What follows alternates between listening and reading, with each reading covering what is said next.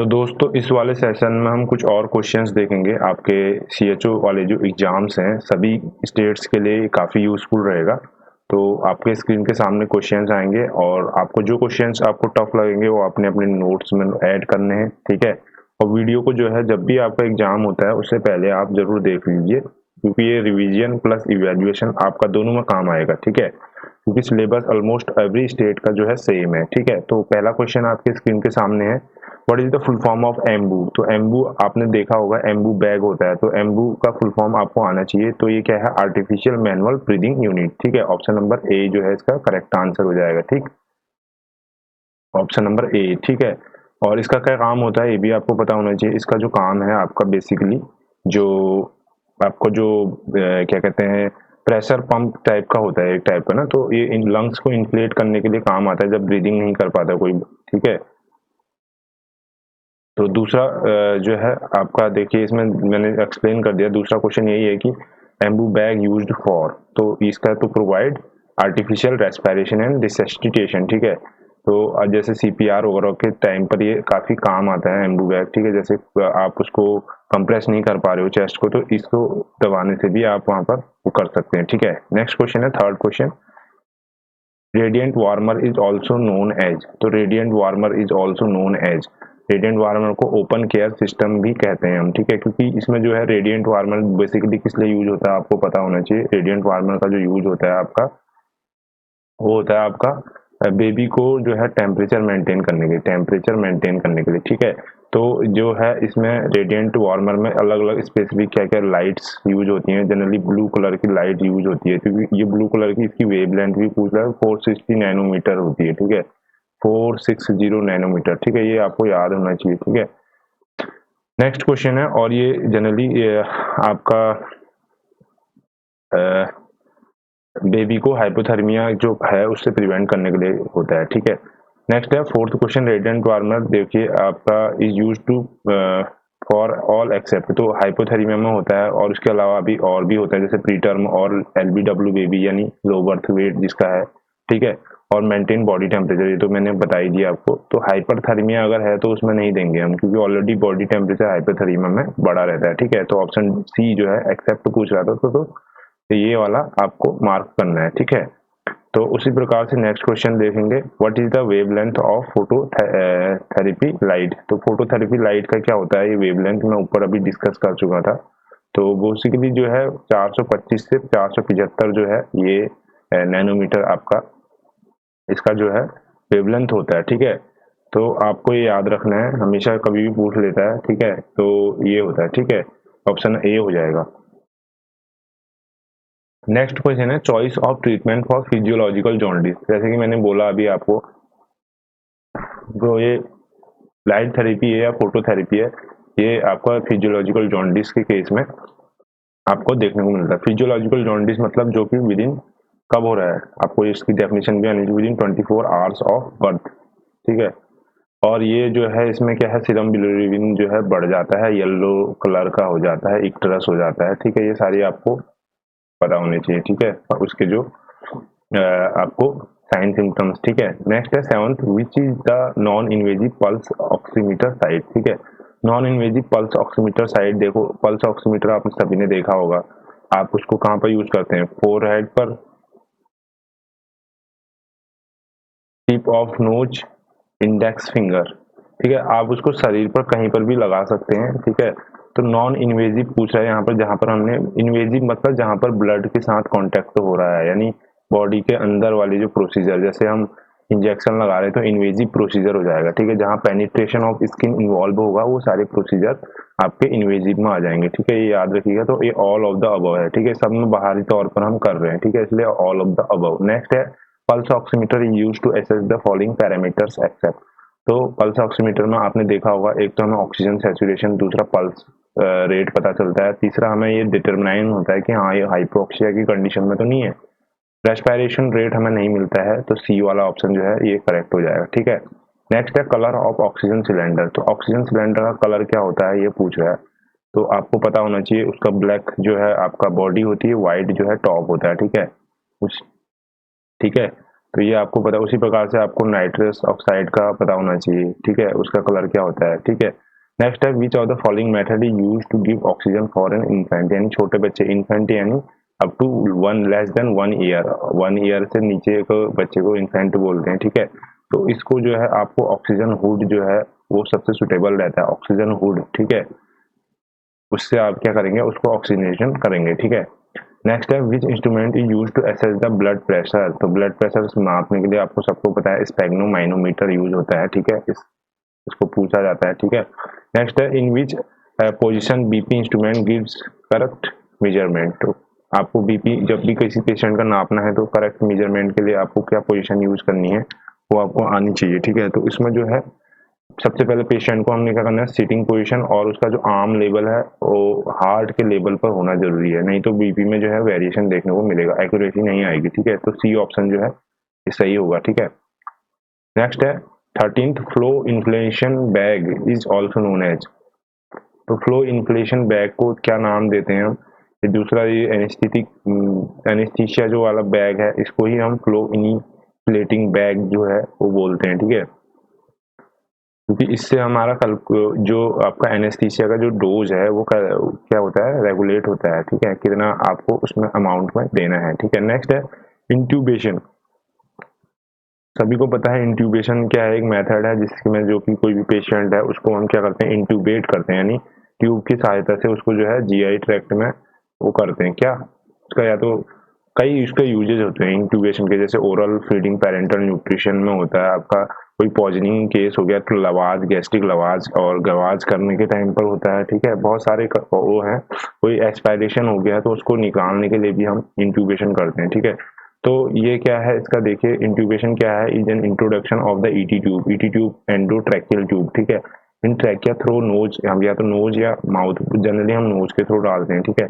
तो और एक प्रोसेस ऑफ एयरवे मेंटेनेंस, ठीक है, हो गया हेल्प इन ऑक्सीजन इनहेलेशन, तो ये सभी जो है करेक्ट हो जाएंगे, ठीक है। उसके अलावा भी मैंने आपको जो पॉइंट बताए हैं वो भी आपने नोट करने हैं, ठीक है। वीडियो को जरूर लाइक कीजिए, इसी तरह की जो है आपको सीरीज कंटिन्यू हमारे चैनल पर मिलती रहेगी, सब्सक्राइब जरूर कीजिए अगर आप पहली बार देख रहे हैं, ठीक है। नेक्स्ट है size of ET tube for a new born baby infant is, तो न्यू बॉर्न जो इन्फेंट है उसके लिए क्या साइज होगा ये पूछ रहा है, ठीक है। तो उसके लिए जो साइज होगा आपको ईटी ट्यूब का साइज पता होना चाहिए, अडल्ट के लिए क्या है और न्यू बॉर्न के लिए क्या है, तो न्यू बॉर्न के लिए जो है 2.5 से 4 मिलीमीटर, ठीक है, ये होगा, ठीक। तो आपको ईटी ट्यूब के जो साइजेज हैं वो आपको जरूर याद होने चाहिए, ठीक है, अडल्ट के लिए भी, न्यूनेट इन्फेंट के लिए भी, चिल्ड्रन के लिए भी, ठीक है। तो नेक्स्ट है 16th what is the priority when carrying out A suctioning, ठीक है, तो जब सक्शनिंग करते हैं यानी जो भी एस्पायरेशन है उसको निकालते हैं तो हमको ये ध्यान रखना है कि हमने 100% ऑक्सीजन जो है वो भी मेंटेन करनी है एक लाइन को, ठीक है, क्योंकि सक्शनिंग के दौरान क्या होगा, एयरवे जो है ब्लॉक हो सकती है, वहां पर चोकिंग हो सकती है, तो ऑक्सीजन का जो है हमने जो है अप्रोप्रिएट मेजर जो है वो आपको करना पड़ेगा, ठीक है, नहीं तो पेशेंट क्या हो जाएगा, हाइपोक्सिया हो जाएगा, और अल्टीमेटली ऑक्सीजन जो है हमारे सारे टिश्यूज के लिए नेसेसरी है, और ऑक्सीजन नहीं मिलेगी तो काफी टिश्यू सेल जो है डैमेज हो सकता है, ठीक है।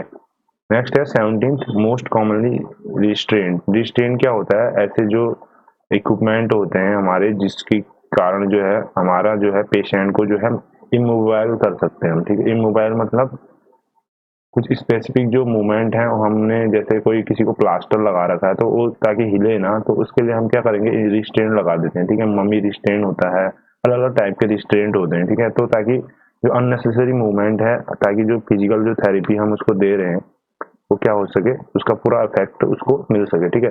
तो मोस्ट कॉमनली जो रिस्ट्रेंट यूज होता है इन्फेंट में वो जो है मम्मी रिस्ट्रेंट और रिस्ट रिस्ट्रेंट, तो आपको अगली बार ये क्वेश्चन देखने को मिल सकता है कि जो इन्फेंट है उसमें mummy restraint is used in which of the following age group, तो इन्फेंट, टोडलर और इस तरह के आपका ऑप्शन आएगा, तो आपको वहां पर याद करना है कि जो मम्मी रिस्ट्रेंट है या रिस्ट रिस्ट्रेंट है ये इन्फेंट में, छोटे बच्चों में दिया जाता है, तो बोथ जो है सही है इसका, ठीक है।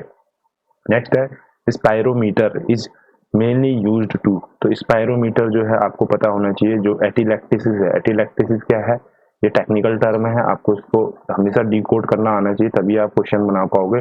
तो एटिलैक्टिसिस मतलब कोलैप्स ऑफ लंग होता है, कोलैप्स ऑफ लंग्स, ठीक है, लंग कोलैप्स को हम एटिलैक्टिसिस बोलते हैं, जिसमें कि हमारे जो लंग्स हैं इन्फ्लेट होने में यानी फूल नहीं पाते हैं, ठीक है।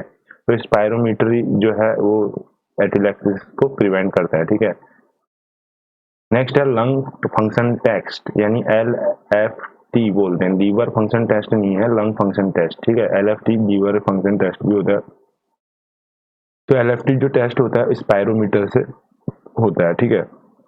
स्पायरोमीटर का यूज आपको LFT के टेस्ट में होता है, ठीक। नेक्स्ट है how long should instrument be immersed in glutaraldehyde. जैसे कि आप सबको पता है ग्लूटाल्डिहाइड में क्या है, स्टेरिलाइजेशन होता है आपका, जितने भी सर्जिकल इंस्ट्रूमेंट है, सर्जिकल इंस्ट्रूमेंट का, ठीक है। सर्जिकल इंस्ट्रूमेंट का क्या होता है, स्टेरिलाइजेशन, ठीक है। ये आपको नोट करना है कौन सा सॉल्यूशन है, ग्लूटाल्डिहाइड, ठीक है। तो ग्लूटाल्डिहाइड में जो है हमने उसको 8 से 10 आवर्स आइडियली जो है उसको रखना है, ठीक है। तब जाके क्या होगा, वो इंस्ट्रूमेंट जो है स्टेरिलाइज होगा, ठीक है। अब नेक्स्ट क्वेश्चन इसमें है, देखिए what is the self life of wrapped sterile equipment. जब आप कोई जो है स्टेराइल इक्विपमेंट है उसको हमने रैप कर रखा, तो कितने दिन तक हम उसको रीयूज कर सकते हैं, तो 7 डेज तक, ठीक है। उसके बाद 7 डेज अगर हमने यूज नहीं करा है उसको, तो उसको फिर क्या करना पड़ेगा, दोबारा से हमने स्टेरिलाइजेशन करना पड़ेगा। तो ये आपको आना चाहिए, सेल्फ लाइफ मतलब कितने टाइम तक हम उसको उसमें जो है बैक्टीरिया वगैरह नहीं होंगे, ठीक है। स्टेरिलाइजेशन इफेक्टिव रहेगा, दैट मीन सेल्फ लाइफ, ठीक। नेक्स्ट है what is the time required for sterilization in autoclave. Autoclave में जो है जितने भी मानक आपको हैं वो पता होना चाहिए, कितना डिग्री टेम्परेचर होता है, तो 121 डिग्री टेम्परेचर, ठीक है, 121। और आपका अगर 30 LBS प्रेशर है तो हम 10 मिनट तक करेंगे, और अगर आपका इससे जो है प्रेशर कम है तो जैसे प्रेशर कम होगा तो टाइम बढ़ा देंगे, ठीक है। तो ये चीज़ें फैक्टर इसमें होती हैं, तो जनरली हम 20 से 30 मिनट जो है हम ये करते हैं, ठीक है, अकॉर्डिंग टू द ऑप्शन, ठीक। नेक्स्ट है व्हाट इज द टेम्परेचर, मैंने अभी डिस्कस करा 121 डिग्री सेल्सियस होता है, ठीक है। और विच ऑफ द फॉलोइंग कंडीशन,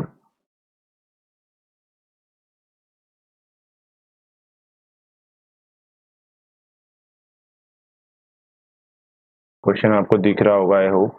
तो हम यहाँ पर कर रहे हैं विच of the following neonatal condition required immediately assessment of radiant warmer, ठीक है। रेडियंट वार्मर में देखो किसके लिए जरूरत होती है, मैंने अभी डिस्कस करा था, तो हाइपोथर्मिया, ठीक है। ऑप्शन नंबर ए जो है ये करेक्ट हो जाएगा, ठीक है। हाइपोथर्मिया का क्या क्राइटेरिया है, अब जब उसका हम टेम्परेचर लेंगे तो टेम्परेचर जो है 95 जो डिग्री फ़ारेनहाइट है उससे जो है लेस आ रहा होगा, ठीक है। That means that condition is hypothermia, ठीक। नेक्स्ट है which of the following is used to give oxygen for an infant, तो हमने डिस्कस कर लिया, ऑक्सीजन हुड जो है वो दिया जाता है। उसके बाद है साइफन, जो है हाइट ऑफ साइफन जो हम यूज करते हैं गैस्ट्रिक फीडिंग में, तो कितनी हाइट पर हमने उसको वो लगाना है, ठीक है। तो 12 इंच की जो हाइट है, यानी अप्रोक्सीमेटली 12 इंच में 25 सेंटीमीटर, ठीक है, 25 सेंटीमीटर, ठीक हो गया। इसकी हाइट हमने रखनी है, ठीक है, जो भी हम गैस्ट्रिक या पेरेंटल जो सॉल्यूशन है, ठीक।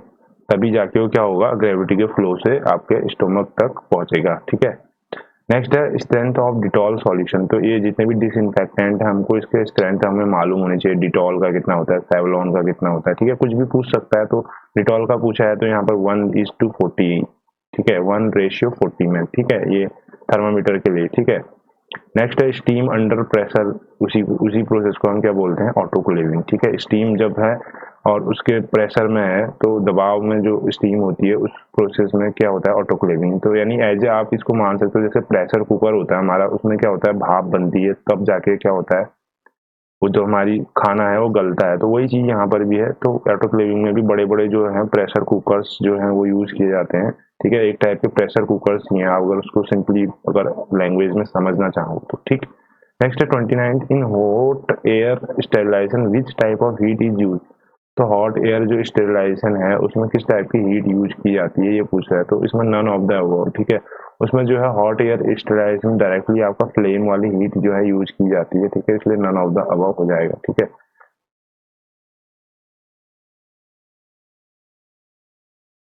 कुछ और क्वेश्चंस हम देख रहे हैं इसमें, ठीक है। तो पहला क्वेश्चन आप देख रहे हैं, कंगारू मदर केयर जिसे हम KMC भी बोलते हैं, ठीक है। तो ये आपको इसके बेनिफिट्स क्या होते हैं, क्या ये प्रोसीजर होता है, कैसे कब देते हैं, क्यों देते हैं, ये सारे आपको पता होने चाहिए, ठीक है, कॉन्सेप्ट, ठीक है। तभी आप इसके सारे क्वेश्चंस कर पाओगे, ठीक है, अन्यथा आपको कंफ्यूजन रहेगा, आपको ये लगेगा कि हाँ ये वाला ऑप्शन भी सही लग रहा है, ये भी।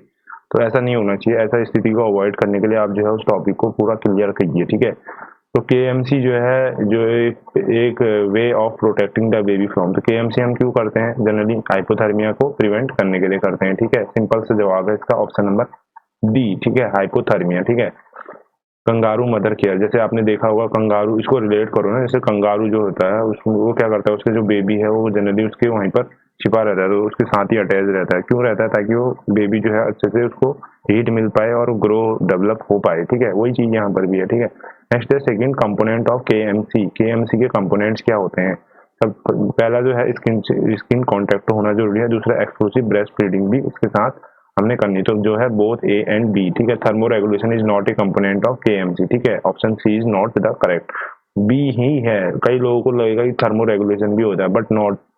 स्किन टू स्किन कांटेक्ट और आपको ये याद रखना है ब्रेस्ट फीडिंग, ठीक है, दोनों है कंपोनेंट, ठीक। नेक्स्ट है during KMC baby should be placed in position, तो बेबी को फ्रॉग लाइक पोजीशन होता है, जैसे फ्रॉग आपने देखा होगा ना, दोनों टांगे उसको जो है आपको एब्डोमेन के साइड में और जो है हैंड से ऐसे करके, ठीक है, तो वैसे करके रखते हो फ्रॉग लाइक पोजीशन, ठीक है। फ्रॉग आपने देखा होगा, तो उस टाइप की पोजीशन में हम देखते हैं। अब कई लोगों को यहाँ पर ये डाउट होगा कि कंगारू मदर किया है तो कंगारू लाइक हो जाएगा, but that is not the right option. तो इसलिए मैं बोल रहा हूँ आपको कॉन्सेप्ट यहाँ पर क्लियर होगा तभी आप सही आंसर इसमें दे पाओगे, अन्यथा आपको लगेगा कि हाँ यार ये तो ये वाला सही लग रहा है, तो इस तरीके के अवॉइड कीजिए, ठीक है। कई बार इजी क्वेश्चंस होते हैं लेकिन हम कॉन्सेप्ट वाइज क्लियर नहीं होते हैं, इस वजह से क्या होता है सवाल गलत हो जाते हैं, ठीक है। तो मैं यही पॉइंट आपको इन सवालों को द्वारा आपको हाईलाइट कराना चाह रहा हूँ, ठीक है। Then mother is not available who can provide KMC, ठीक है। जब मदर नहीं है तो कोई भी आपका फादर हो, ग्रैंड मदर हो, अदर रिलेटिव हो, केएमसी दे सकता है, ठीक है।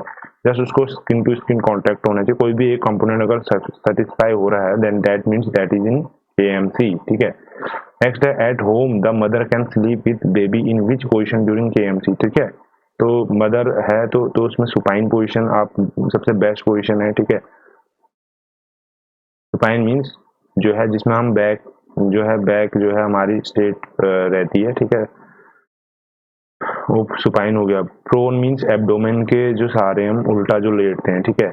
तो ये सारे आपको पोजीशन याद होनी चाहिए, ठीक है। फाउलर मीन्स जो है आपको 90 डिग्रीज आपका जो है एंगल बनेगा इस तरीके का, ठीक है। फाउलर यानी हमारे जो लेग्स हैं स्ट्रेटन होंगे और जो हमारे अपर बॉडी है वो बिल्कुल इस तरीके का एंगल बनाएगी, ठीक है। तो सारी पोजीशन भी क्लियर होनी चाहिए, अलग अलग डिजीज कंडीशन में क्या पोजीशन होती है वो भी आपको आना चाहिए। सर्जरिकल कुछ प्रोसीजर्स होते हैं उसमें स्पेसिफिक जो है आपको पोजीशंस होनी चाहिए, तो वो सारे आपको क्लियर होने चाहिए, ठीक है।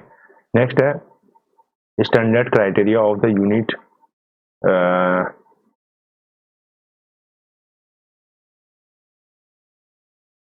ठीक है। तो ये क्या क्वेश्चन है, standard criteria of the unit for transferring baby from nursery to post natal ward should be. अगर कोई बेबी है, अगर वो जो है आपका क्या कहते हैं नर्सरी वार्ड में है, ठीक है, उसके बाद पोस्ट नेटल वार्ड में जो हमने उसको भेजना है, तो उसको जो है मदर का जो हमने देखना है कि mother confident to look after the baby, ठीक है। मदर अगर ये उसको मतलब वो सक्षम है कि केयर कर सकती है खुद से, तो तब हम उसको पोस्ट नेटल वार्ड में मतलब मदर को जहाँ रखा गया है उसको साथ बेबी को मतलब पहुंचा देंगे, ठीक है। तो तभी पहुंचाएंगे जब मदर कॉन्फिडेंट है कि हाँ मैं अपनी बेबी की देखभाल खुद से कर लूंगी, अदरवाइज उसको जो है हम जो है नीकू में ही रखेंगे, ठीक है। नेक्स्ट है 7th question, KMC can be provided in the following scenarios except when. तो केएमसी जो है कब कब देना चाहिए? जब बेबी ऑन ओजी, ठीक है, ओरो गैस्ट्रियो ट्यूब जो है उसमें है, ठीक है, और आईवी फ्लूइड रिसीव हो रहा है, ठीक है। Baby receiving free flow oxygen है, ठीक है। जब बेबी वेंटिलेटर में होगा तब आप कैसे दे पाओगे उसे, खुद सोचिए ना। तो बेबी इज ऑन वेंटिलेटर में हम केएमसी नहीं देंगे, अदर जो 3 कंडीशन है उसमें देंगे, ठीक है। नेक्स्ट है मदर शुड, नेक्स्ट क्वेश्चन है mother should practice KMC at least for days in one sitting. तो कम से कम जो है 1 आवर जो है अगर आपने केएमसी जो प्रोसीजर अगर वो कर दे रहे हो तो कम से कम जो मिनिमम जो टाइमिंग है 1 घंटा का आपको उसमें जरूर वो करना है, ठीक है, एक सिटिंग में, ठीक है। नेक्स्ट है benefit of breast feeding to mother include. तो बेनिफिट ऑफ ब्रेस्ट फीडिंग पूछ रहा है, तो ब्रेस्ट फीडिंग के जो है बेनिफिट आपको क्या क्या है। एक तो जो है इन्वॉल्यूशन ऑफ यूट्रस, तो इन्वॉल्यूशन ऑफ यूट्रस पूछ लेता है, तो क्या है ये रिटर्न बैक, यानी जो हमारा यूट्रस है आफ्टर जो प्रेगनेंसी है उसका जो साइड शेप है, साइज है, ठीक है, वो सब क्या हो जाता है, इंक्रीज हो जाता है, ठीक है। तो इन्वॉल्यूशन वो प्रोसीजर होता है जिसमें कि वो रिटर्न बैक होता है, ठीक है, return back to its normal, जो शेप साइज है, ठीक है, शेप साइज वेट, ठीक है। तो उसमें जो रिटर्न होता है तो उस प्रोसेस को हम इन्वॉल्यूशन बोलते हैं, ठीक है। ये छोटे छोटे टर्म्स हैं, आपको नहीं आते तो आप इसको नोट डाउन जरूर कीजिए, ठीक है।